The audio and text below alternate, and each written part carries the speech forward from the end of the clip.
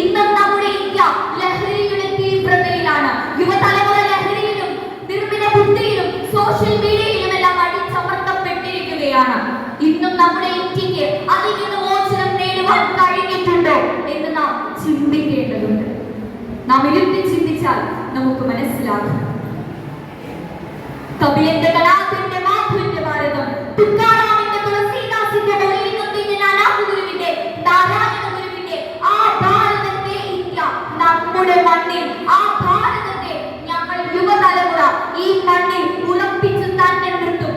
ഞങ്ങളുടെ ഇന്ത്യ വിഷം തുപ്പുന്ന, വർഗീയത തുപ്പുന്ന ഒരു ഫാസിസ്റ്റുകൾക്കും വിട്ടുകൊടുക്കാൻ യുവതലമുറ തയ്യാറാവുകയില്ല.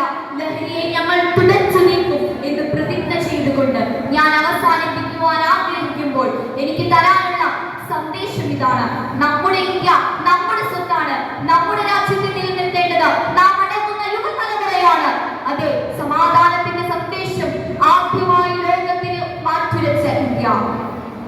അയം നിജ പരമേതി ഗണാനാം ലഘുചേതസ ഉദ്ധാരചേതനാം വസുദൈവ കുടുംബകം. നന്ദി, നമസ്കാരം.